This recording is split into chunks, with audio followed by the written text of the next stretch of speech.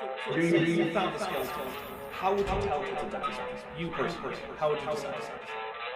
Well, interesting question. I don't know. I'd have to do some research on that.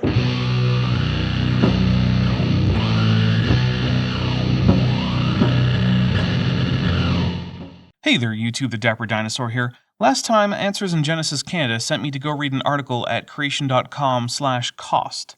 It turns out that article is enormous, and I want to say thank you to Ferrara for reading it out loud so that you can watch this video your favorite way while doing chores and not actually looking at the screen. I know how it works. I do the same thing. Before we go on, I would like to ask you to check to see if you're subscribed, and if not, subscribe and hit the bell icon. Further, if you enjoy this video, please remember to give it a like. Both of those things really help the channel grow. And YouTube seems to want to make channel growth even harder. Anyway, let's get into the next article. Cost Theory and the Cost of Substitution, a Clarification, by Walter J. Remine. So the first thing to notice here is that this article was first published in the Journal of Creation, which is one of those pretend journals that young Earth creationists have. So while it seems like a peer-reviewed article, it absolutely is not. And it's no wonder this article didn't make a splash in the scientific world. It wasn't actually published there. Scientists aren't reading the Journal of Creation. They're reading real journals, with the exceptions of ones like Gutsick Gibbon who make busting young Earth creationism their business. The cost of substitution has been widely misinterpreted, which has limited its utility. This paper clarifies the cost concept and reestablishes its vital role for investigating population phenomena. Many factors that traditionally caused confusion are identified and dismissed, including genetic death, genetic load, the environment, and extinction, which are not essential to the cost of substitution. It's a bit weird that people seem to think that they are, and also that genetic death is literally how Haldane defined the term. When your argument starts with a redefinition of an already accepted term, chances are you're trying to make a straw man of the scientific claims you're fighting. But I can't say for sure that that is the case all the time. So let's let Remine cook. Instead, the cost concept is here defined as the reproduction rate required by a scenario. That's an incredibly weird way to define something called cost. If I told you the cost of gas for a trip was 30 cents a mile, that might make sense, but that's not normally how people think about it. Cost doesn't usually have a per unit of anything, but hey, I'm not in principle opposed to stipulated definitions, even weird unintuitive ones. Unlike the traditional view, this cost concept is general and applies under the widest circumstances, including extreme fluctuation in population size and selective value, and for discrete or continuous generation models. I am not convinced that the real version of the cost of selection does do this, at least as it has been updated by neutral theory and the recognition of the importance of crossover events during meiosis, but okay. Yet, under the simplified circumstances traditionally assumed, this concept reduces exactly to the traditional formulas. For single substitutions, proofs show that the minimum total cost of substitution occurs when the cost remains constant throughout the substitution. A clarified basis for general-purpose cost theory is offered. Figure 1. A simple scenario showing the cost of substitution. 4 elephants are the initial new type. 1 generation later, 5 elephants are the new type. For that to be plausible, a reproduction rate of at least 1.25, equal to 5/4, is required in that generation. That's true. J.B.S. Haldane first described the cost of substitution and its limitations on the speed of evolution.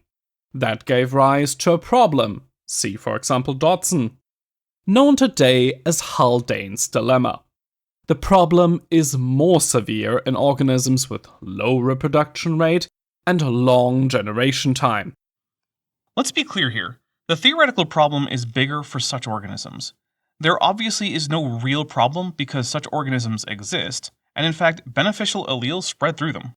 One example is the tuskless trait in African elephants. It's beneficial because it prevents the elephant from being targeted by ivory poachers, which more than offsets the cost of no tusks, which is primarily making it harder to get food, since that's the main purpose of tusks on elephants.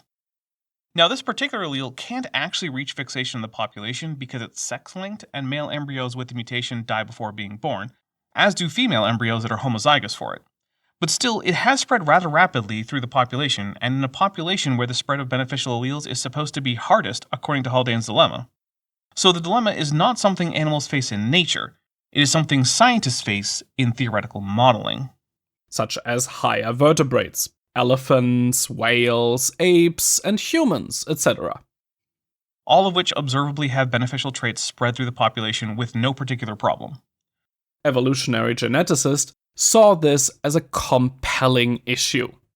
Maynard Smith and Kimura each cited it as the main reason for their revolutionary new views of evolutionary processes. Yet the fundamental cost concept fell into long-lived confusion, which limited its deployment. Today, most commentators say the problem is solved, but exhibit little agreement as to why. Fundamentally, it is because their models of population genetics result in realistic predictions that correlate well to observed real-world population genetics. That's what it means for a problem with modeling to be solved.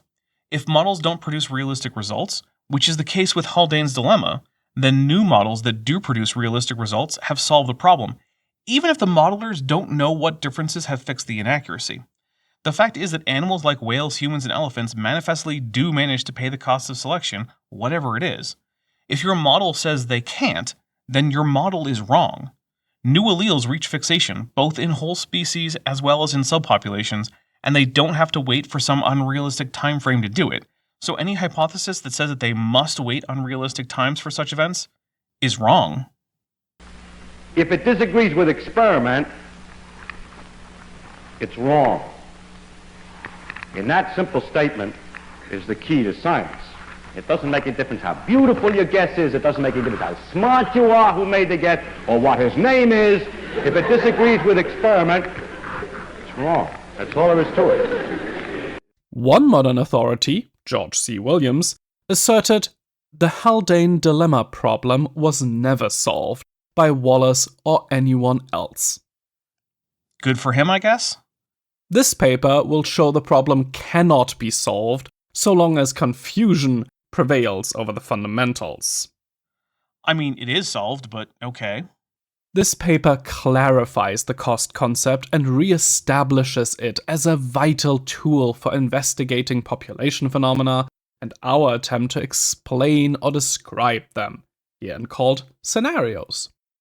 A cost, as here defined, is simply the reproduction rate required by a given scenario. If the given species cannot supply that reproduction rate, then the scenario is not plausible. Under this modeling. But that's the thing.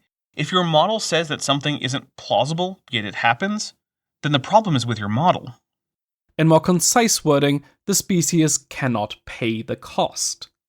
At its core, a cost argument is that simple. A cost and its payment are both reproduction rates.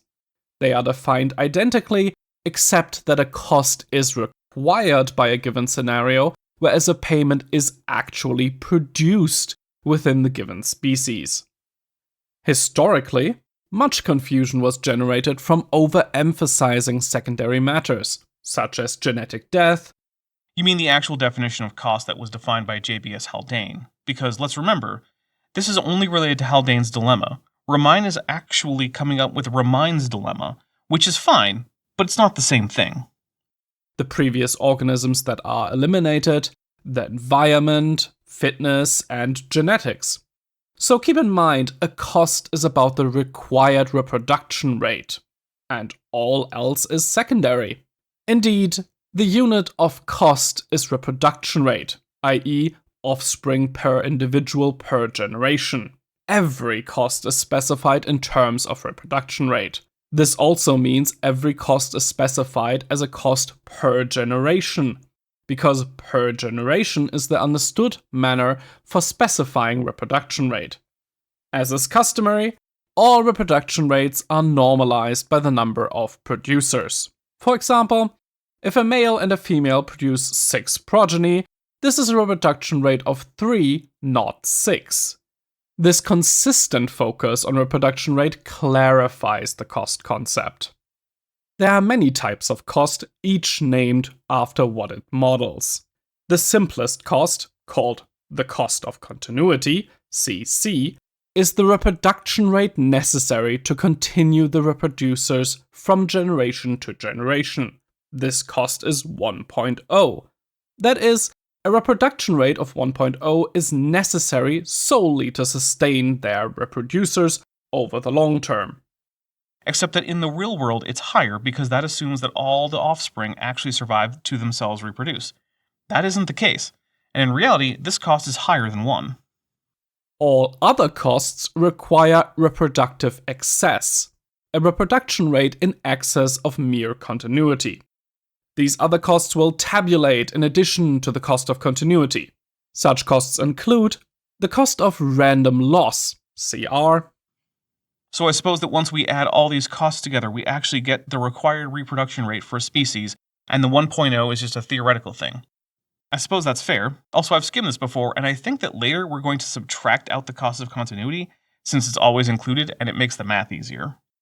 Even though there are actually circumstances where that's inappropriate, as we'll also get to.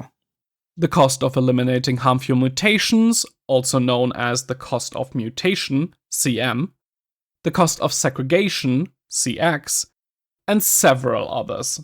This paper focuses on a specific cost, the cost of substitution, CS. Okay, so this is the cost presumably to get an allele to fixation in a population within a given time frame under certain assumptions. Now, who wants to bet that the assumptions leave out things in the real world that would lower this cost? In this paper, a trait is a heritable biological characteristic.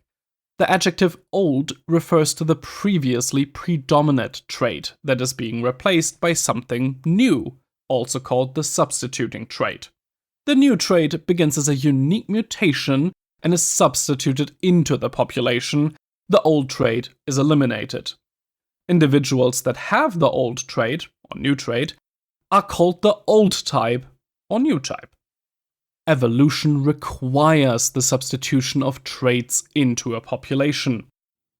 Technically, no. Any change in allele frequency is evolution, but it does happen and has happened, so our models of past evolution require it. But technically, evolution can and does occur without complete substitution. The new trait goes from few in numbers to many in numbers. The new trait increases and grows. In this paper, increase and growth refer to the actual numbers of copies of the trait, not the frequency of the trait, and not growth of the trait in the embryo or phenotype. Which is a bit weird because an allele reaches fixation when it is present in 100% of the population, not when it grows to some absolute number of individuals who carry it. It seems at this point that in order for this measure of cost to be useful, we would need detailed population estimates with high granularity for a species, something we generally lack. Maybe I'm wrong though. For example, a new trait grows from 1 copy to 1 million copies. This growth requires reproductive excess, a cost. The cost of substitution, CS, is the extra reproduction rate required to increase a specific genotype at the rate given by an evolutionary scenario. A scenario which it still seems would require us to know the population at every step of the way, which seems unrealistic. I hope we get some explanation of such scenarios from the literature with this model applied to them so that I can see how it's supposed to actually work in real examples of population genetics. This definition is devoid of genetic detail because the cost of substitution is not primarily about genetics. Rather, it is about the increase of a trait or traits via the increase of genotypes and the reproduction rate required for achieving it. The genetic details can be fleshed in when needed in specific case studies. I'm not sure that does make sense though, because since more than one trait can be spreading through a population at a time, that seems like genetic detail that is important. Since, let's be honest, the whole point of this so-called paper is to say that the cost is too high and we can't reach the needed number of substitutions for, say, humans to evolve from a common ancestor with chimpanzees. Therefore, it didn't happen. But details like that mean that the rate of substitutions for a generation can be significantly in excess of the rate of a single substitution. In fact, it does not seem like there is a hard theoretical limit on it unless you limit population size to a particular maximum. For simplicity, this paper deals only with increases achieved by excess reproduction rate. Increases or decreases due to migration and recurrent mutation are minor phenomena to be dealt with in another paper. Yeah, I'm not sure that the founder effect, a major source of genetic differences between populations, and which can make the frequency of an allele go from very low to universal practically overnight, isn't important in figuring out the ancestry of species. I can't see calling that minor as anything but either gross incompetence or an attempt at deception. Also, this paper focuses on a single substitution, non-overlapping in time.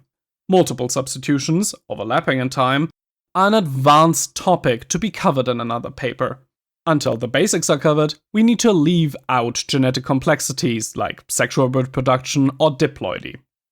We wouldn't want to include the things that actually occur in large, slow reproducing organisms, like the given examples of cetaceans, elephants, and apes.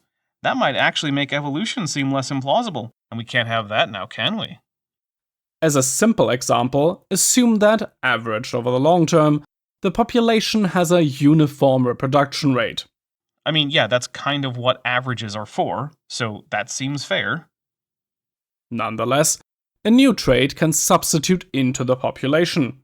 Our example scenario claims the new trait is increased by 25% in one generation, as in Figure 1. The species is therefore required to supply a reproduction rate of 1.25. See, that's a really weird way to put it. When I hear that a trait has increased by 25%, I hear that the frequency of that trait in a population has increased by 25%. So that if it was present in 20% of a population, it is now present in 25% of the population. Because 5% is 25% of 20%. I'm not convinced that this odd way of talking about populations in absolute numbers, but still talking about fixation, which is about proportion, is intended to be confusing, but it is. In other words, the cost of continuity, CC, of 1 plus a cost of substitution, CS, of 0.25. This example displays the cost of substitution at its simplest and most essential.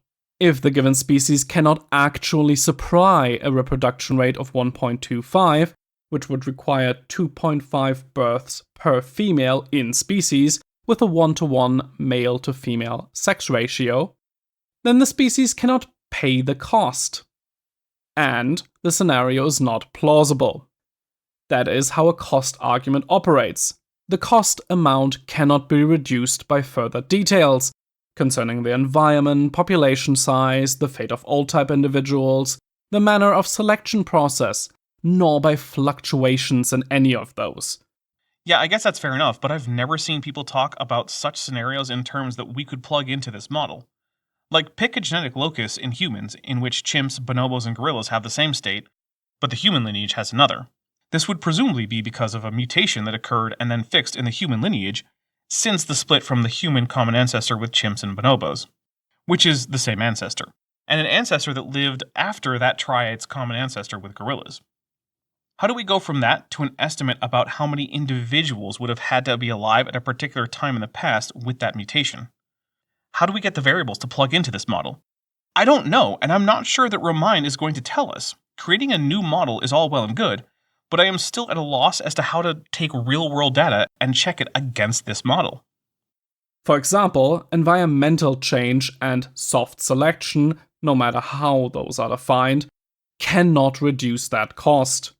The cost is simple, mechanical, and unavoidable. When the scenario claimed an increase of 25% in one generation, at the moment the scenario made that simple claim, a cost of substitution of 0.25 was required. But when are such claims ever made? It would be nice if there were a citation of such a claim. In fact, I would expect that a demand for such would be in a review of this paper if it had been actually peer-reviewed, which it has not. In that way, it's a bit like my Patreon, which has also not been peer-reviewed in any meaningful way, but is still vital to the channel. Patreon is one of the best ways to support the channel so that I don't have to ever stop making videos like this. So if you want me to be able to keep going, please consider checking the Patreon out with the link in the description. The Patreon starts at only $1 a month, and there's a 15% discount if you pledge annually. It gives you early access to videos like this, as well as access to my supporters Discord, which is one of the best ways to stay in touch with me personally. There are even more perks at higher tiers. In the previous scenario, assigning the old trait a lower reproduction rate does not reduce the cost. Instead, it affects who must pay the cost. I am trying to understand that sentence and having a really hard time. Traits don't have reproduction rates, organisms do. Is he saying that the trait gives the organisms that have it a different reproduction rate? If you know what he means by this, please put it in the comments. I am at a loss. In the first scenario, the reproduction rate is uniform throughout the population, so that requires all genotypes to be produced at the reproduction rate of at least 1.25, and they all occur at the same cost of substitution, equal to 0.25. Wait, is that why we did an average and then spread it out over the population so that we can pretend that all parts of a population actually have the same reproduction rate? That's just not true. The whole point of natural selection and genetic drift is that not all segments of the population do have the same reproduction rate. So while in some cases assuming the average for all parts is fine, such as for population growth, for assessing evolutionary change, it's possibly the dumbest thing you can do. In the second scenario, only the substituting genotype incurs that cost. The phrases genotype X incurs a cost C and the cost of genotype X is C are shorthand for the effective producers of genotype X progeny are required to produce genotype X progeny at a reproduction rate of C or greater, devoted to the task of identifying the type of cost. So something I'm realizing here is that Ramine, in focusing on absolute reproduction rate, is assuming a population that is not declining. That's why he's always willing to subtract the value of 1.0 from all of his costs, because he sees this as the cost that is always paid to maintain a population. But populations do not always go up. Suppose we have a population of sexually reproducing animals with separate male and female sexes, and each mating pair on average produces only 1.5 offspring that go on to reproduce. So the reproduction rate is 0.75. The species will be declining in population, a thing that happens in the life history of virtually all species. In this situation, a mutation that causes those carrying it to have a reproduction rate of 0.85 will still spread through the population, and could reach fixation, all while the reproduction rate of the animals in question is not just lower than Ramine's alleged cost of selection, but lower than the replacement rate. This is because Ramine's only contribution to this whole topic is just to misdefine the cost of selection to make it about absolute numbers and not proportionality, despite the fact that for a mutation to substitute for another allele, it has to fix in the population, or it has to reach 100% frequency across all genomes in the population.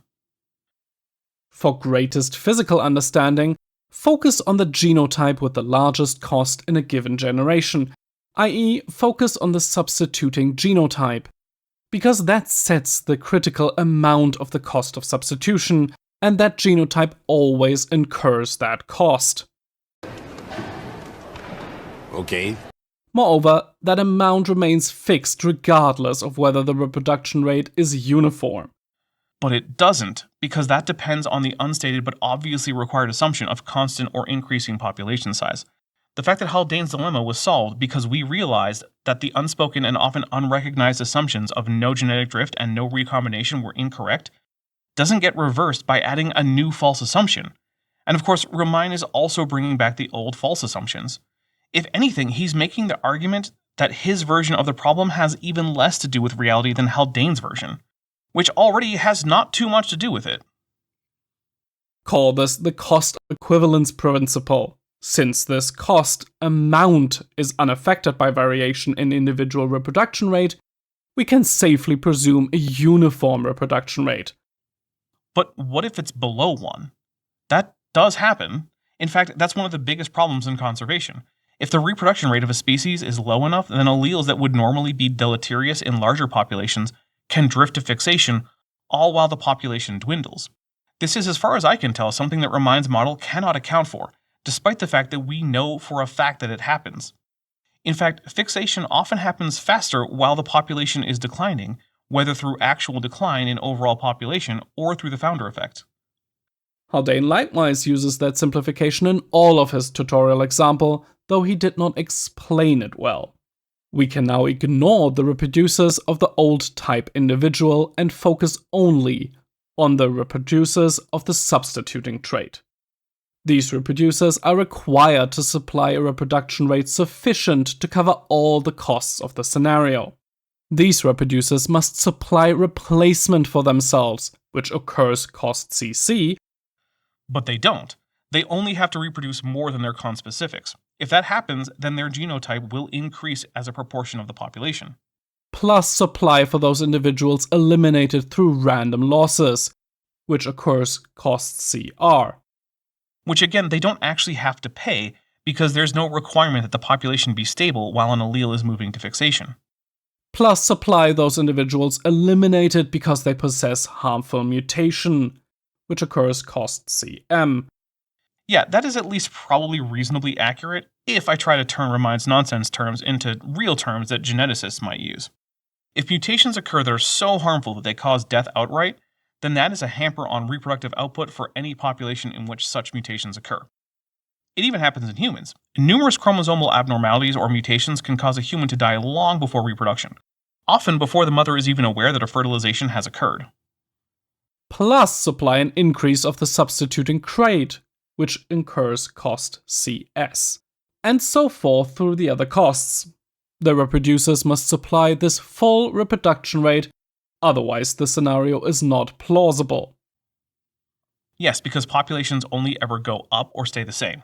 Except, oh, wait, that's not true at all.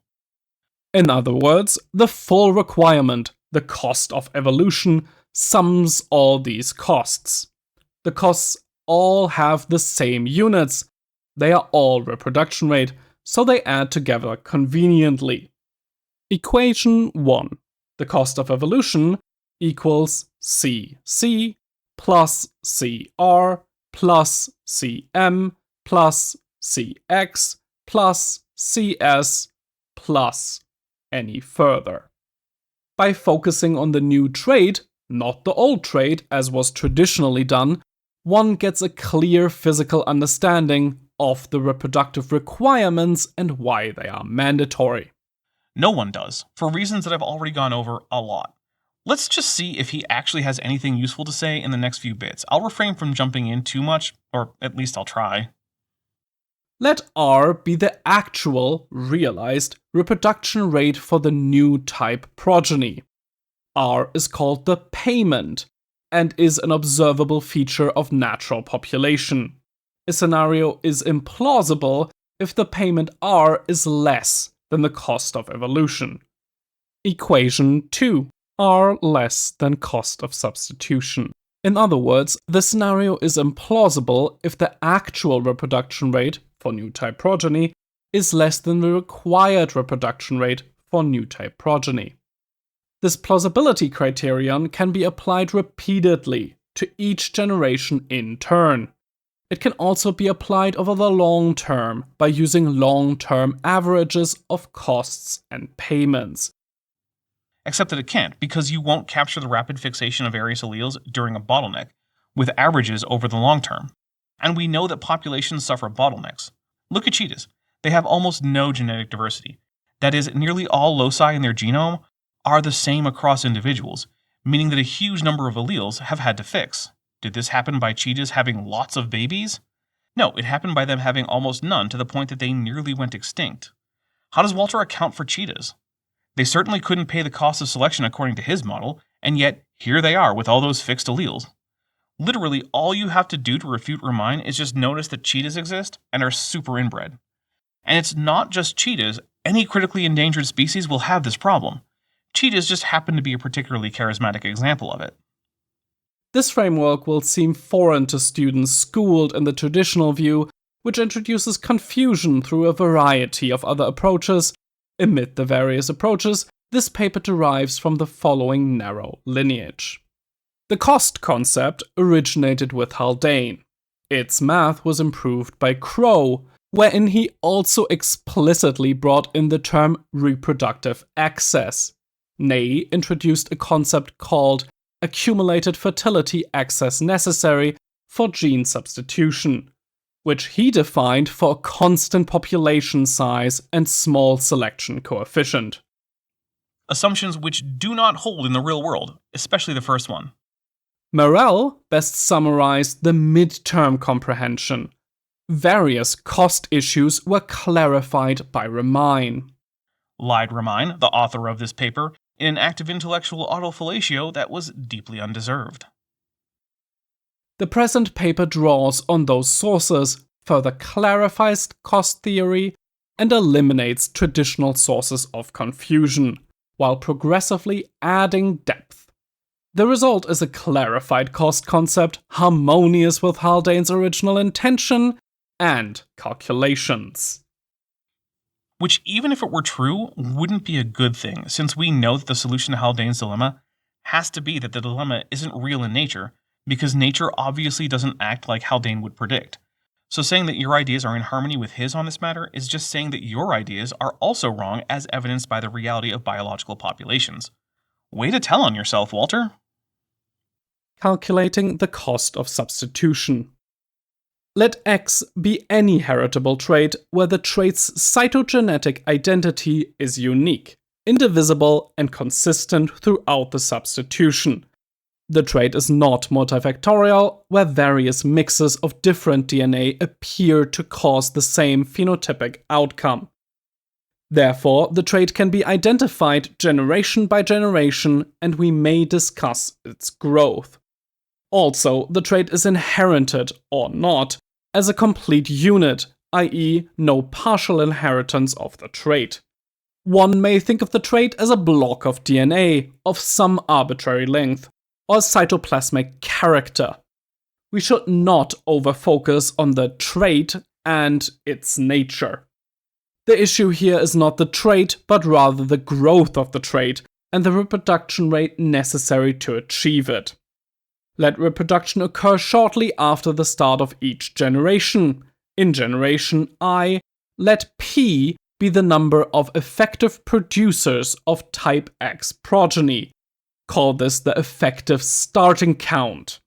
As the cycle of that generation comes to a close, let P' be the ending count of type X adults who produce progeny in the succeeding generation. In other words, we are counting particular groups of reproducers at the generation's start and end. The first group is the sole producer of the second group, and that places a reproductive requirement on the first group. Note, throughout this paper, a prime, such as P', denotes a quantity as the generation comes to a close. The increase is delta P equals P' minus P. Then, in generation I, the cost of substitution of type X is equation 3. Cost I equals delta P over P equals P' over P minus 1, if greater than 0. Otherwise, cost I equals 0. In simple cases, such as asexual haploids, the effective starting count equals the previous generation's ending counts. In other words, P and P' count the same group of parents one generation apart. Since the latter group is produced solely by the former group, the required reproduction rate is P' divided by P. Subtract the cost of continuity, equal to 1, to obtain the cost of substitution. Unlike the traditional view, this cost concept does not assume a constant population size. Indeed, the population size may fluctuate wildly, and any cost associated with that will automatically be included within the above definition, with no special handling. This makes sense because population growth and substitution are virtually the same thing as far as the trait is concerned. Wrong. Completely wrong, stupendously and almost incomprehensibly wrong and stupid. Let's do a little thought experiment. Let's say we have an island called Belisarius Island. On this island lives an endemic species of rat called the Friedish rat. The Friedish rat occurs in 3 color morphs: a sandy color or agouti, black or melanistic, and a piebald variety that occurs when agouti and melanistic rats mate. The island has no native predators that prey on the rats, and so their population is constrained primarily by food availability. As a result of this, we will assume that color is not selected for and both the agouti and the melanistic genes are present in 50% of the chromosomes that carry them, with the other 50% being the other allele. In this case, we expect 25% of the population to be agouti, 50% to be piebald, and 25% to be melanistic. Humans then settled Belisarius Island and introduce a new species, Felis sylvestris catus, the domesticated house cat. The cats go wild and start killing rats far faster than they can reproduce, causing the population to fall precipitously. But because the island is primarily sandy, the cats are worse at finding the agouti rats, whereas the piebald and melanistic rats stick out and are easy prey. In this circumstance, the agouti rats will quickly become the only rats left, all while their population declines overall, including the absolute number of agouti rats, since the cats still kill them faster than they can reproduce, just more slowly than they can kill the other rats. Suddenly, population growth and substitution are not at all the same thing for the poor Friedish rat. I struggle to imagine that such a scenario is beyond the comprehension of Walter Romein. They both increase the trait. But the trait can still substitute while declining in overall absolute population. The total cost of substitution, total cost, merely sums the cost of substitution over an entire substitution cycle from beginning to end. Equation 4, total substitutions equals the sum of cost I. For a given population size, the total cost often remains approximately constant over wide ranges of parameters. This consistency makes the total cost a useful figure for characterizing substitutions in a given population, and is generally used for that purpose. Equation 4 represents what the literature loosely calls the cost of substitution. But what is the physical meaning of reproduction rate summed over so many generations? It has no obvious physical interpretation and was a source of confusion. I think the only person who is confused here is Walter. Also, I just learned that Walter is an engineer, not a scientist, because, of course, the Salem hypothesis strikes again. Equation 4 is actually an intermediate step in finding CS, the substitutional cost per generation, which is the real focus of our concern. Therefore, total cost is calculated in equation 4, then averaged over all the substitution cycles of the scenario, and later divided by the average number of generations per substitution cycle to obtain the average cost per generation, which is used for CS. We could just as well obtain CS by averaging equation 3 over the long term.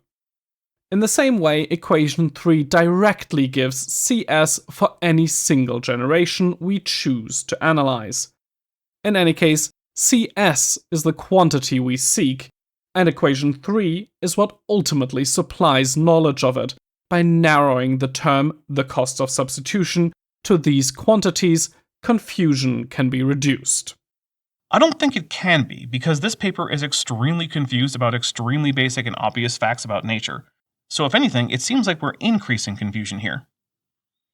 Cost averaging can produce simple, powerful arguments. For example, Haldane estimated the total cost of substitution is 30 on average. Therefore, if there's one substitution per 300 generations on average, then the cost of substitution, CS, is 30 divided by 300 equals 0.1 on average. Indeed, that was the kind of averaging argument that Haldane made. Figure 2.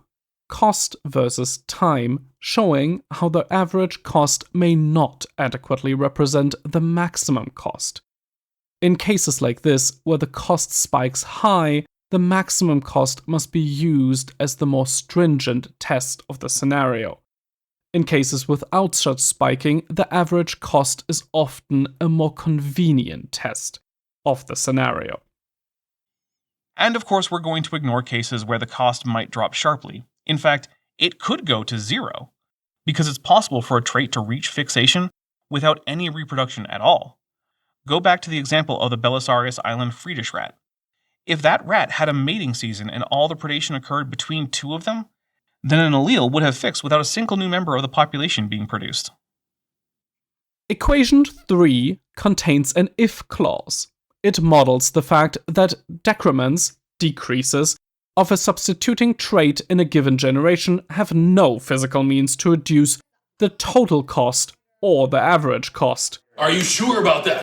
On the contrary, such decrements will increase total costs, and the if clause precisely incorporates that fact. Obviously, when the substituting trait decreases, it does not require extra reproduction rate, so there is zero cost, as defined herein. In this way, costs are inherently non-negative. It actually can reduce the cost to zero and fix an allele in place in less than a generation, as I've already explained. I understood this in my sophomore year of high school. I can see why this paper would be rejected by reviewers. It's not for the reasons that Walt's not-so-secret admirer Don Batten gave. It's because this is obviously written by someone who has a good understanding of math, but whose understanding of genetics rivals that of any 6-year-old. Cost averaging is most useful over time intervals where the cost each generation, cost I, remains reasonably constant. Otherwise, the seriousness of cost problems can be underestimated or obscured. For example, take a scenario 1 million generations in length where cost I is 1 million for one generation and 0 thereafter. The average cost is 1, but that average cost figure conceals the extremely high cost in one generation. It obscures the fact that no species on Earth can pay enough in that one generation to make the scenario plausible. In other words, average cost is a helpful statistics so long as the maximum cost does not make the scenario implausible, see figure 2. Some scenarios may require partial, or piecewise, averaging to obtain different average cost values for different time periods. Very complex scenario may require abandoning the averaging technique altogether and instead require comparison of costs and payments generation by generation. Yeah, that seems reasonable that cost can't be negative. That's not really a cost in that case. Except that, according to Walter's math, sometimes it is negative anyway. Cost versus speed. A correct framing of the cost concept places unavoidable concrete limitations on scenarios. Indeed, cost theory is so unavoidable it even applies to computer simulations of evolution. I really hope he gives us an available genetic simulation program and the parameters he used for this, but I suspect he won't, and if he doesn't, that's yet another reason to not publish this work. But how could we possibly know which to do without detailed population histories? See, that on its own makes this pretty useless. If we ignore the fact that substitution does not have to mean an absolute increase in the number of organisms carrying the allele that is moving to fixation, and just accept this moronic assumption, that still raises the problem that his plausibility test is dependent on knowing the population with some high degree of accuracy for a lineage across hundreds or even millions of generations, but we have no such knowledge. We can't even get that knowledge strictly from genetics because we can only ever cover effective population size, which is basically how big the population seems from the standpoint of population genetics, which can be larger or smaller than census population size. That is the number of individuals that physically exist in the population at any given time.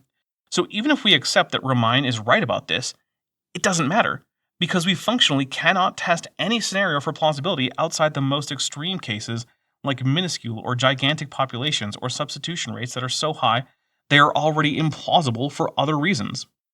Ramine is doing nothing to advance knowledge here. He is just playing with math in ways that don't make any sense, and that even if they did, don't help us learn anything new about any existing or extinct population. That's another reason this work should be rejected by a peer reviewer. As a simple example, set aside all the genetic complexities, diploidy, etc., and examine a simple species possessing the one essential attribute, reproduction. Suppose a single substitution requires a new trait to start in one adult and increase to 1 million adults. Not how fixation works, but okay.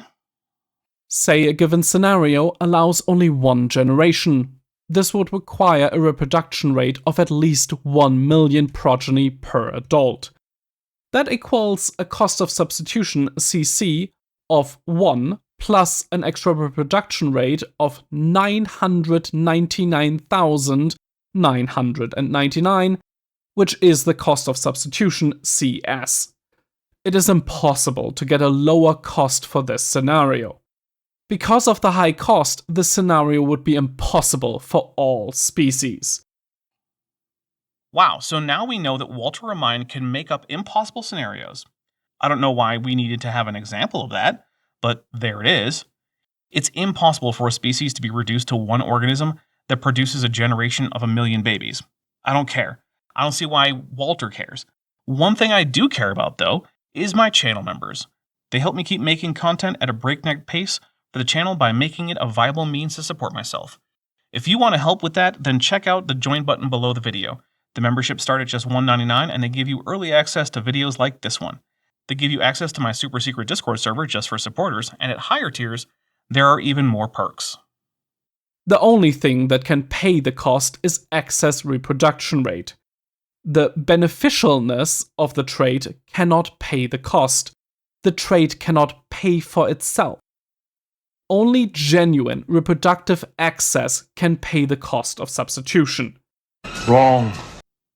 There doesn't even need to be reproduction for the substitution to occur. The cost can be reduced by lowering the substitution rate. Suppose the substitution takes 3 generations. I arbitrarily assign numbers 500 and 20,000 for the intermediate generations and show the cost in Table 1. This is basically torture right now. I think this paper has to be a violation of the Geneva Convention or the Declaration of Universal Human Rights or something. Can we report Walter to The Hague? Can we get Interpol on this? The time in generations is 0, 1, 2, and 3. Number of individuals with trait is 1, 500, 20,000, and 1 million. The cost per generation is non-existent, 499, 39, and 49, with a total cost of substitution of 587. Table 1. A 3-generation substitution in a population of 1 million. Suppose the scenario claims the substitution happens exactly as shown in Table 1. This would require the species to pay costs of 499, 39, and 49 in the first, second, and third generations, respectively. For many species, that actually is very easy to pay. Many invertebrates lay thousands of eggs per female. In fact, virtually all species reproduce at far below the maximum rate at which they could reproduce, provided sufficient resources. That on its own makes the cost problem Remind is going on about far less of a problem at all. In fact, even humans reproduce far more often than you'd think. You might think that looking at the birth rate would tell you about how often humans reproduce, except that, for the purposes of the cost of selection, every fertilization is a reproductive event. And we know that many fertilized zygotes do not make it to term. In fact, many of them die before even implanting on the uterine wall. So a female may have had only 2 children who were born, but had 10 or more reproductive events that did not result in a birth or even a pregnancy. If the species cannot plausibly come up with those payments in precisely those generations, then the scenario is not plausible. In this way, the argument applies tightly, even on a generation-by-generation basis. Yes, some made-up scenario applies to some made-up scenario. But do we have any real-world examples? Like, I could come up with scenarios that would make it impossible to land on the moon under my constraints I made up. That doesn't change that the Apollo missions happened. My arbitrarily chosen numbers happen to give a total cost of 587. Yet no matter how you adjust the figures for the intermediate generations, the total cost will always be at least 297. It is impossible to get lower. An excess reproduction rate of 99 for each of 3 generations is just barely sufficient to satisfy the scenario. Other arrangements always total more than 297, but never less. I'll take Walt's word for it, because I'm waiting for this to become important to, like, anything at all. So far, we're just in the creationist making things up part of the article. which isn't anything new for creationists, nor is it particularly interesting or compelling. Thus, even if a scenario does not specify the intermediate generations, we can still set a lower bound on the total cost. So our framework still has force even when scenarios are not specific. Only if there are good population estimates for the whole time that the scenario is supposed to occur. Like, we know where he's going with this, or where he hopes his readers will go. And it's that the number of alleles that would need to fix to go from the common ancestor of humans with chimpanzees is too high and would require reproductive output for humans that's unrealistic. But how does he know that? He doesn't, because we don't have good census population size data for hominins during that time, and we also know that at least Homo sapiens has undergone a bottleneck, an occurrence that could have led to a fixation of alleles while the total number of organisms with those alleles could even decline, something he assumes does not happen. So not only do we not have the data that we would need to use his model on human evolution, but the data we do have break his model anyway. For a substitution of a given duration, a simple proof shows that the lowest total cost is achieved when the cost per generation remains constant. See Appendix. Table 2 summarizes this point. Table 2 is given by the following formula. Let PS and PE be the number of copies of the trait at the start, S, and end, E, of the substitution cycle. Define the substitution growth factor, K, equal to PE divided by PS. Let n be the number of generations for the substitution. The minimum total cost is given by equation 5. Total cost of substitution equals n times, open brackets, the nth root of k minus 1, close brackets. Hey, let's try it with our Friedish rats from Belisarius Island. Let's assume a starting population of 10,000 rats. Since it's a small island, that means that 7.5 thousand rats had the allele at the start before the cats. In one generation, all the other rats died, as did the heterozygotes. So we only have one generation, making this easy, and at the end, only 2.5 thousand rats have the allele, and it has fixed in the population. So we have the total cost of substitution equals 1 times the first root of 2.5 thousand divided by 7.5 thousand minus 1. Well, looks like the total cost of substitution is negative 2/3. So only about 1 in 3 rats would have to reproduce at all. Weird how this model can result in negative costs of selection, but Walter hasn't noticed that, or perhaps has just precluded it arbitrarily.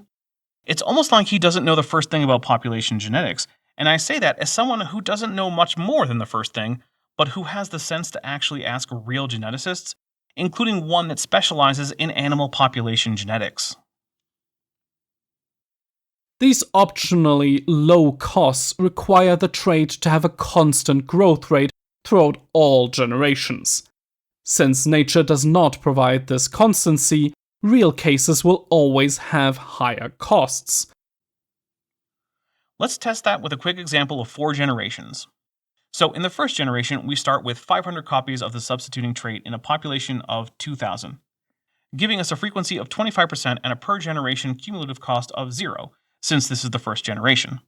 In the second generation, population has stayed constant at 2,000, but the number of copies has increased to 1,000, meaning that now 50% of the population has the substituting trait. This is a cost of 1 for that generation according to Walter. In the next generation, the trait goes to 900 individuals, but since the population has declined to 1,500 individuals, the frequency has gone up to 60%. This means that our cost for this generation is negative 0.1, our cumulative cost is 0.9, and our average cost, according to Walt, is 1.8. Uh-oh. It already broke, didn't it? Well, let's keep going. In the fourth generation, the number of copies has gone up to 1,000, and the total population has gone down to 1,000, meaning that we have fixed the allele. The cost for this one generation is 0.1, repeating, or rounding it, 0.11.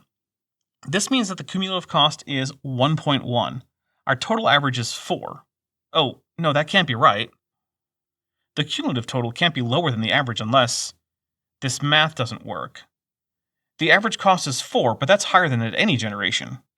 If you calculate the average not with his formula, but just by using the cumulative total and dividing by 3, getting the arithmetic mean, you get 0.37, which is actually not too unreasonable an estimate, since it's right in the middle of our 3 data points. It's almost like it's trivially easy to show why this is nonsense. Also, if the new trait decreases even momentarily, then the total cost increases, because some costs will be incurred more than once. Weird, because when I had the trait decrease, it didn't do that in reality, only in Walter's math. In reality, the actual cost went down, even while it went up as a proportion of the population. I'm not even a peer, and I would say this does not deserve to be published. Some theorists believe cost problems can be solved by a non-constant growth rate, such as frequency or density-dependent fitness, as employed in soft selection. But that does not reduce the problem, at least not for single substitutions, as shown above. Rather, constancy is required to minimize the problem, as it allows the lowest possible total cost for a substitution of any given duration. It sure doesn't seem that way when I run some numbers in a scenario that Walt seems to have forgotten is possible. The total cost is extremely high for fast substitutions and decreases for slower substitutions. Except, if the situation is fast enough and the population is actually declining, the cost can go negative. Like really, really negative in some cases. The absolute lowest total cost occurs under conditions never met in nature. It only occurs when the trait increases monotonically at a constant growth rate and when that rate is infinitely slow. In that case, equation 4 becomes integral from PS to PE of dP over P equals log base E of PE over PS equals log base E of K. Note, when n goes to infinity, equation 5 simplifies exactly to equation 6 as expected. A table, on one side, substitution duration in generations, on the other side, minimal cost. 1 for 999.0. 2 for 1998.0, 3 for 297.0, 4 for 122.4911, 5 for 74.2447, 6 for 45.0.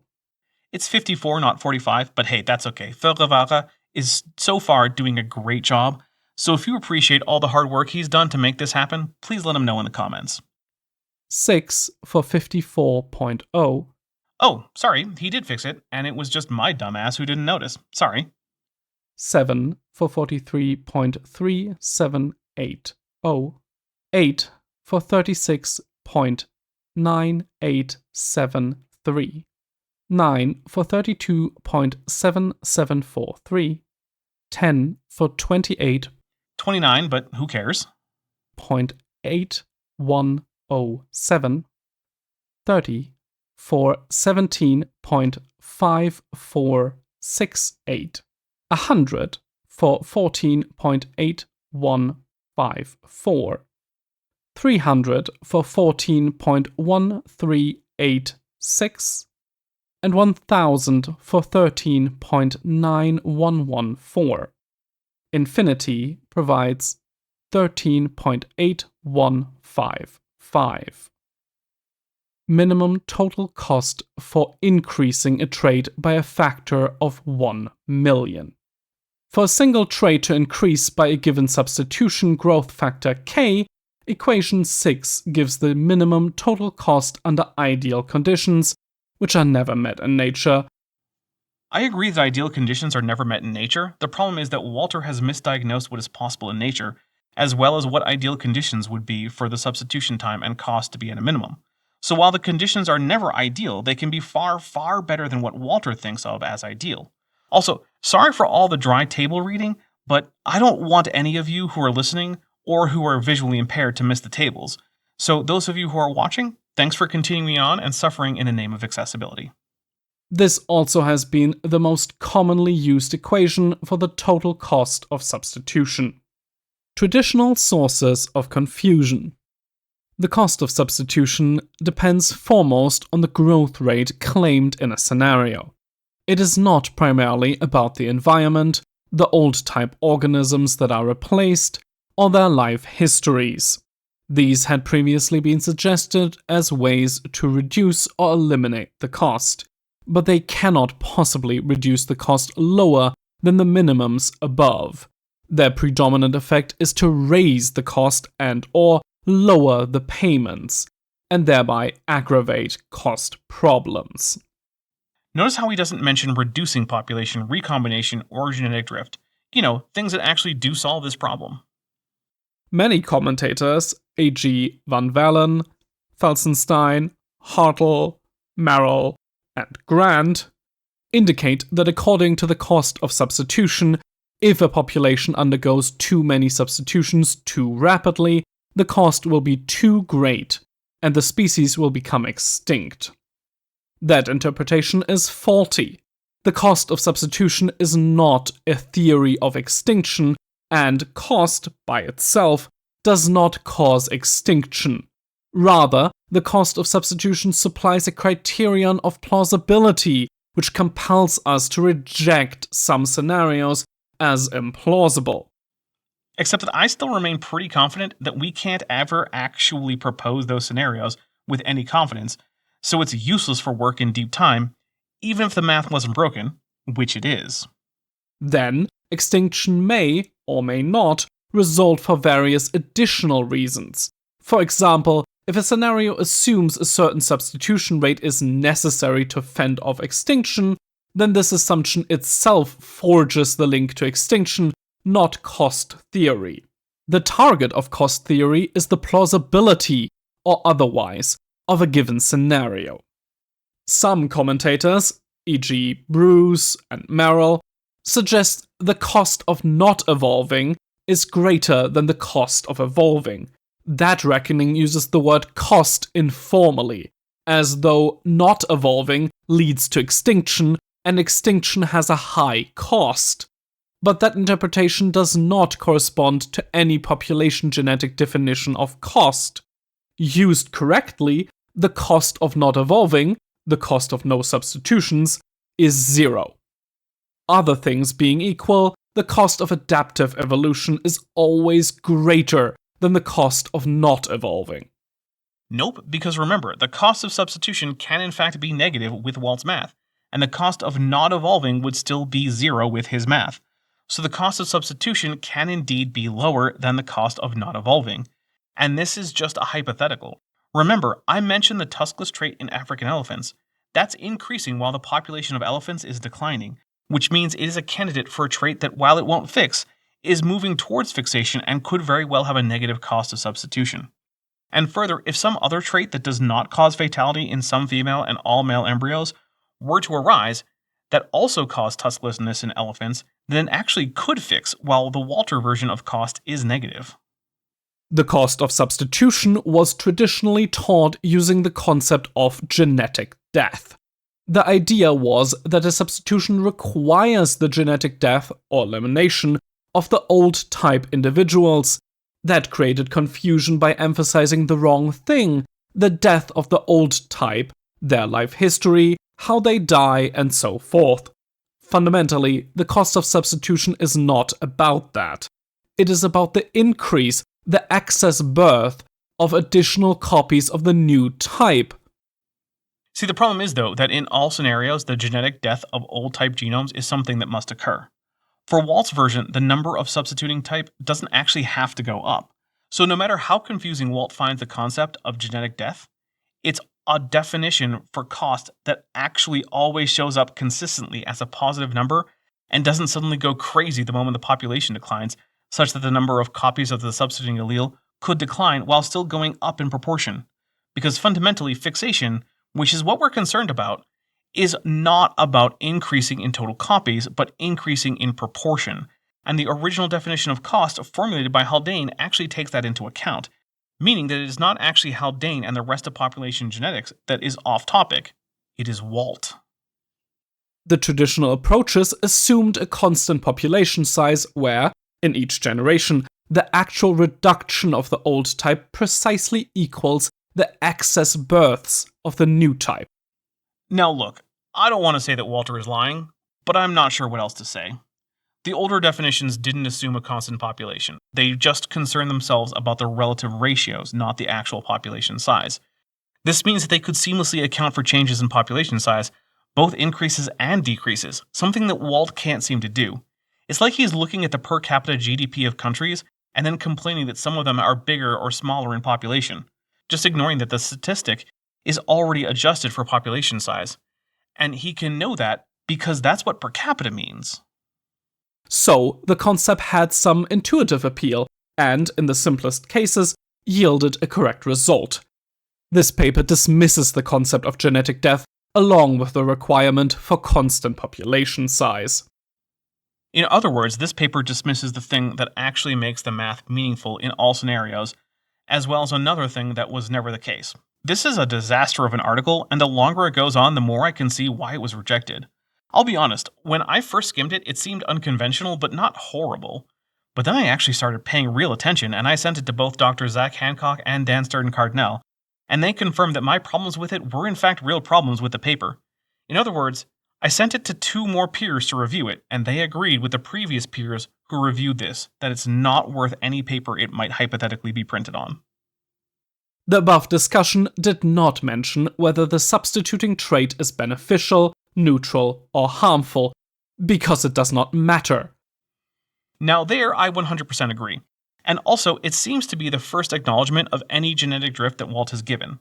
Any trait that goes to fixation acts from a population genetic standpoint about the same. It has to increase in proportion until it reaches 100%. That will result from it being likely to be reproduced more than other alleles at that locus on the genome by definition.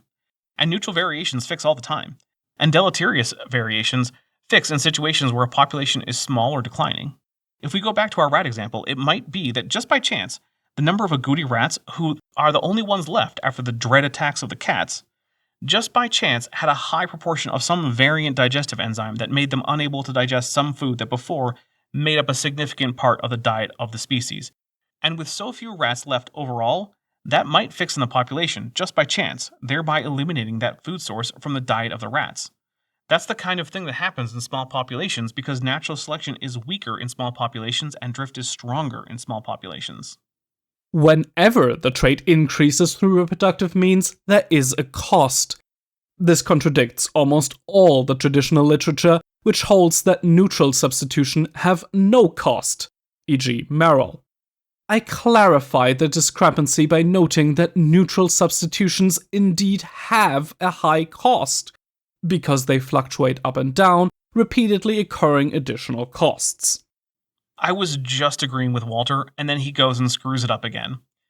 As we've already seen, his math doesn't do what he thinks it does in all scenarios, and even if it did, it's not actually useful in practical terms because it requires that we have a reasonable estimate for census population size at each generation, which is completely impossible in most cases. Like, just try to figure out how many members of the population that evolved into modern humans were alive in the year 2,400,000 BCE. You can't. So what costs of substitution are too high to make that scenario plausible? I have no idea, and neither does Walt. But their overall substitution rate is not cost-limited. Neutral and slightly harmful mutations individually substitute very slowly. Only in large populations. In small populations, they can substitute at very high rates. I really think Walt needs to audit some pop-gen classes. But they have special mechanisms that allow high overall rates of substitution, unlimited by cost, but instead limited by the mutation rate. 1. Higher payments. There are a few special mechanisms for supplying larger reproductive payments. These mechanisms employ randomness in the payment, a stochastic reproductive excess at the level of the individual, plus, in sexual species, also at the level of the gene.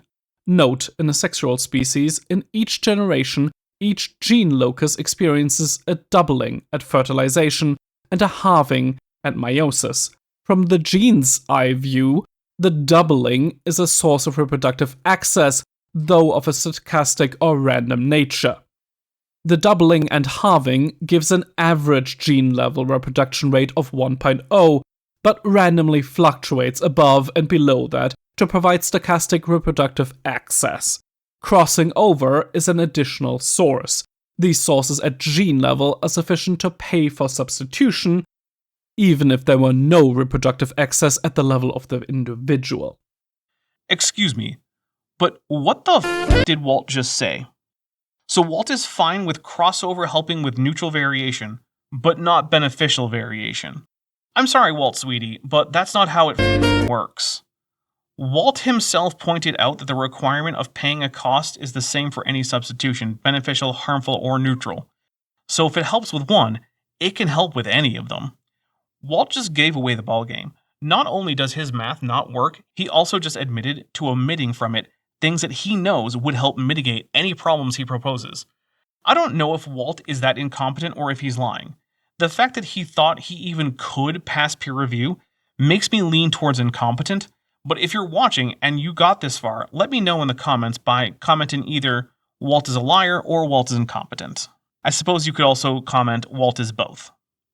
Virtually all of a species' reproduction is random with respect to a given neutral substitution, and the stochastic component of all that reproduction can be large. The stochastic reproductive access is what pays for genetic drift and the substitution of neutral and harmful traits. These mechanisms rely on randomness and are overwhelmingly non-beneficial or harmful in outcome. With these mechanisms, beneficial evolution becomes a moot point. Hey, fun fact. Random processes can also help beneficial traits, so this can also lower the time to substitution for beneficial traits. Of course, it can also eliminate such traits, but in that case, we won't see such traits in the genetics of the subsequent population, so they are invisible to us. The genome only shows those traits that still persist. So, of the beneficial alleles that fix, most, if not all of them, will have been given a boost by some degree of stochastic reproduction. 2. Lower costs. There are also special mechanisms for reducing the average cost of substitution when many mutations occur near each other in time, linked near each other on a chromosome, then they substitute together. In this way, many are substituted for the cost of one substitution. However, to have much effect, this mechanism requires a superabundance of the new mutation to be substituted. Well, I hope we get a definition for what counts as a superabundance, because it seems to me like linkage blocks always allow for more than one mutation to fix together with the same set of reproductive events, regardless of degree of superness of their abundance. For example, with unlimited high rates of neutral or harmful mutation, unlimited high rates of these substitutions are achievable, unlimited by cost. Those same mechanisms, however, are not available to beneficial substitutions. How convenient. It would be nice if that were explained, though, since multiple beneficial mutations can end up on the same chromosome, either by mutating on the same chromosome at the same or at a different time, or as a result of crossover. What in the world prevents them from benefiting from occurring in the same linkage block? I can't think of anything. If you can, let me know in the comments. I sure hope Walter thinks of a reason beyond his bald assertion that, near as I can tell, was made simply because it would be inconvenient for him if it were otherwise. Long before those mechanisms can aid beneficial substitutions, the population will be overwhelmed and destroyed by harmful mutation. Well, that's a claim that really could use a citation attached, because that just sounds like genetic entropy, which is even less of a real thing than Walt's bullshit is. For example, the desired beneficial mutations would far more often be linked to harmful mutations, so these would travel together, usually to elimination, with no net benefit to the species. And sometimes they won't. And when they aren't, then they'll benefit from the boost associated with being in the same linkage block as other beneficial mutations. So what prevents that from happening? Something must, otherwise it's inevitable that such occurrences will boost the substitution rate for multiple beneficial alleles. That something else happens more often doesn't change that this does happen. In this case, the cost of eliminating harmful mutations, CM, would be high, thereby aggravating cost problems. But the number of individuals with the crossovers that make them extra bad at reproducing is always going to be small as a proportion of the population, and even in overall terms for any reasonably sized population, meaning that the cost of eliminating them is usually going to be quite small, whether we accept Walt's nonsense or we go with the measures that real geneticists use. Lastly, the population would likely be an error catastrophe, where harmful mutations would chronically accumulate faster than they could be eliminated. Boy, that escalated quickly. How would that be likely? Crossover events don't accelerate during error catastrophe. In fact, in absolute numbers, they would go down, because error catastrophe is when a population is declining so fast that natural selection can't prevent harmful mutations from fixing in the population. But Walt hasn't shown any ability to even comprehend that populations go down. And in this case, his version of cost would be negative for the harmful mutations, something he seems to not even be aware is possible. I think he might actually be conflating error catastrophe, which results from declining population and genetic diversity, with genetic entropy, which isn't real, but if it were, would be about increasing genetic diversity, basically the opposite of error catastrophe. All this happens because harmful mutations vastly outnumber beneficial mutations in quantity and effect, long before there is the necessary superabundance of beneficial mutations, a necessity which has not really been justified as of yet. The scenario would suffer severely from high rates of harmful mutation. In such a situation, beneficial evolution becomes a moot point. Evolution must operate within relatively low rates of beneficial mutation, and this precludes this mechanism for reducing the average cost. None of that is true. In fact, the rate of beneficial mutations is dependent not just on the mutation rate of the population, but also on the environment. It's time to reintroduce the fitness landscape. This is a mathematical construct that represents different phenotypes as locations on a plane, and a third vertical axis represents the fitness of those phenotypes. Higher locations are more fit and lower ones are less fit. Importantly, the shape of the landscape is determined by the environment. Each change in the environment shifts the landscape in some way. So let's suppose that a population finds itself in a valley such that the bottom of the valley also slopes down. In this case, most mutations will actually be beneficial if they change the phenotype at all, and only a minority will be harmful. And in short order, the population will climb out of the valley. Only when a population reaches or comes near to a local fitness peak, such that all or most significant phenotypic change is negative, do deleterious mutations outnumber beneficial ones. Now, that is the case for most populations most of the time because of natural selection. So that's why we can fairly say that harmful mutations outnumber beneficial ones. But it need not be the case for any given population all of the time. Once again, Walt is showing that he's not aware of some of the most basic concepts in evolutionary biology or population genetics. In short, while all substitutions have a cost, this fact only limits the beneficial substitution rate. Examples from nature showing rapid rates of neutral or harmful substitution do not contradict cost theory or the cost of substitution, nor do they explain the biological design that evolution is called on to explain. Imagine calling your nonsense ideas that you can't get published a theory in the very paper that you can't get published. That's a level of arrogance that is worthy of Kent Hovind, Raw Matt, or RFK Jr. Some commentators, e.g. Felsenstein, have claimed the substitution of favorable mutants in the absence of environmental change does not impose any cost. That is mistaken. The cost of substitution embodies the unyielding fact that growth requires reproductive access. But only in relative terms, the thing that Walt can't seem to understand. Now, I'm not going to go read Felsenstein's work to see how right or wrong it is, because again, this series is already way longer than I ever expected it to be. But yeah, Walt isn't even thinking about the same thing as an actual evolutionary biologist. He's fundamentally wrong about what fixation even is. The equations given in this paper represent optimal situations, independent of the environment. On average, environmental change can only increase costs and/or decrease payments, thereby intensifying cost problems. Well, we've already disproven that by contradiction, so that's entirely wrong. We've also shown theoretically why he's also wrong about mutations in the first place. what is Walt right about? I can't really think of anything that's not trivial, like that mutations occur, or that substitution requires all members of a population to have the substituting allele.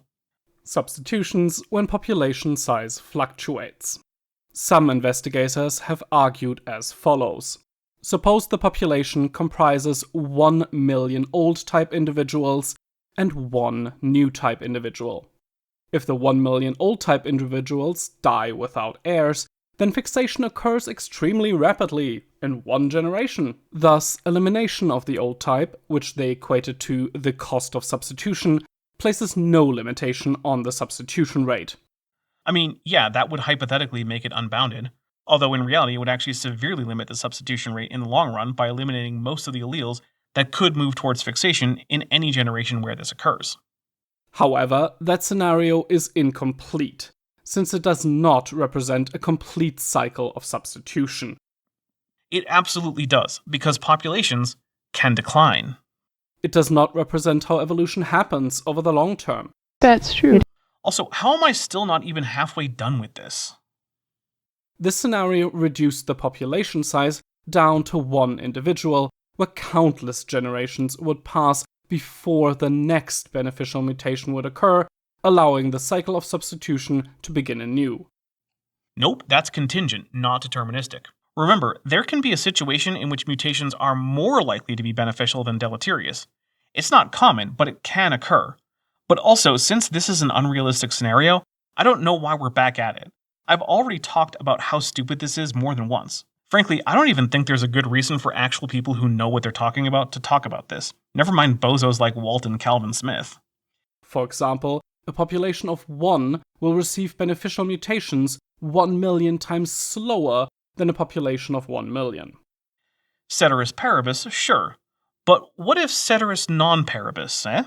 And yes, you should brush up on your Latin. I should too. This mode of evolution would be exceedingly slow. To speed things up, the scenario can claim the population grows, perhaps returning to its previous size, but that requires reproductive excess, a cost of substitution as defined above. A speed limit occurs because the population growth rate is limited to the species' available excess reproduction rate. Once again, the focus on elimination of the old type created confusion by following the wrong thing. The issue is not elimination of the old type, but rather the growth of the new type. Well, I won't repeat myself about Walt's misunderstandings, but I will point out that Calvin Smith used this scenario as his idea of the optimal scenario for fixation rate, which isn't what Remind thinks it is. So Calvin Smith is so stupid he can't even understand the point of Walter's article. That's a special kind of stupid, isn't it? This paper takes a broader view of substitutions. Under the traditional view, a substitution is defined by changes in allele frequency, and a substitution ends at the moment of fixation, thereby excluding any periods where allele frequencies remain constant and ignoring population growth as irrelevant. Yeah, because once an allele fixes, it has substituted for all previous versions of that locus or all other alleles. That's what substitution is. Fundamentally, that's what it is. And complaining that you want to change that is giving away the game that you can't actually win the argument, so you want to have a different argument, but pretend you're still talking about the same thing. That view is inadequate for studying substitution rates over the long term. No, it's inconvenient for Walt. And also, this reason he's given is ironic given that his model is largely impossible to use to model anything in the long term because we're missing the key parameters of population counts for basically every population over that long term. For this purpose, a substitution cycle can be usefully defined as an interval of time beginning with the introduction of a mutation that reaches fixation, then continues after fixation until the introduction of the next mutation to reach fixation. Well, that time is usually going to be negative because usually the next mutation to fix in a population is already spreading before the first one fixes. So that means that most of the time, by Walt's definition, the time for a substitution cycle to occur is actually less than the time to fixation for any given mutation that actually reaches fixation. That's a weird way to define things. This interval will be at least as long, and usually longer, one entire substitution and may involve substitutions overlapping in time. Nope, if the substitution processes overlap, which is typical, then the substitution cycle will be smaller, and often much smaller than the substitution time as Walt has defined it. Like, all of this is literally the opposite amount of time. Like, let's say it takes 300 generations to go from mutation A occurring to mutation B fixing in the population. That means that the substitution time is 300 generations. But let's say that another mutation occurs, mutation B, and it will also reach fixation in 300 generations, but it occurs 50 generations after mutation A occurs, meaning that mutation A still has 250 generations to go. According to Walt, the substitution rate would be 1 per 300 generations, while the substitution cycle duration is only 1 every 50 generations. I have trouble imagining that he can't see that, but then he has no training in population genetics or evolutionary biology that I can find, so maybe he really is just that clueless.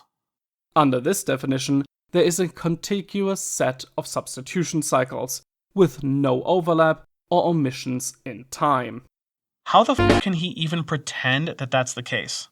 What if the mutation that will fix after the next to fix occurs before the next to fix actually fixes? That's overlap. That's what that is. My brain is about to break. The goal is always to tally the reproductive requirements of the scenario exactly once, with no time periods omitted or counted twice. No, the goal is to find a reason to believe what Walt was always going to believe in order to soothe the cognitive dissonance that comes from knowing that what he believes is precluded by all the available data. That's the actual goal. This is an exercise in apologetics from first to last. Walt doesn't give two fucks about anything else and will ignore, twist, or invent whatever data and math he needs to avoid that feeling of believing something that he knows can't be true. What other possible reason could he have for even diving into this topic? No one in the field cares. Everyone who became curious about this topic and actually learned about it without a dedication to being wrong as a priority has come to the same conclusion. Haldane's dilemma is solved. It takes a perversity of the kind common to pseudoscientists to think that not only is that not the case, but that someone who doesn't know what they're talking about in the first case is going to overturn that consensus by not even understanding the basics of the field, and that they could do it by doing some math that doesn't work on its own terms. The above definition allows calculations of the total cost even when population size fluctuates, which the traditional cost concept did not allow. All right, guys. Sometimes you are wrong in life. In fact, fluctuating populations kind of break Walt's math.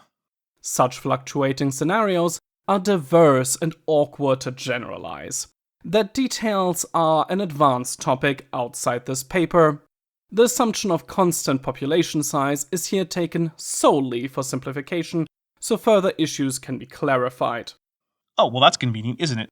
Since we've already shown that actually they're not just a complication, they break the whole model. But also the next line seems like it's a section break that was incorrectly formatted because it's just a noun phrase and introduces what seems like a related but different topic. As a result, I'm going to call it here for this episode, and we'll pick back up with what I know will be the finale for this long series, because I refuse to allow it to be anything else. If you liked this video, please hit like and let me know what you liked in the comments. If you didn't, then hit dislike and let me know what the problem was. Either way, I hope you subscribe and check out the channel memberships and my Patreon. I'm the Dapper Dinosaur. Hey, before you leave, I just want to take a second to thank my patrons and channel members, especially those pledging $20 or above. Ben Tovand, Tapioca Weasel, Sphincter of Doom, Regios, Landon Knoll, Ian Chen, Eleron Teller, Phil Rivera, Kelvin Brostick Van Manen, David Hercules, Joshua Geese, Volas, Dan Sheedy, Pega Jace, The Plastic Mouse, Arrow Dodger, Gordon Love Science, Amber Athelian, Pixie Purple, Agricola Siqua, and John Ackerman. It's because of my channel members and patrons whom you're seeing on screen that this channel can stay afloat. Without you, it would all shut down.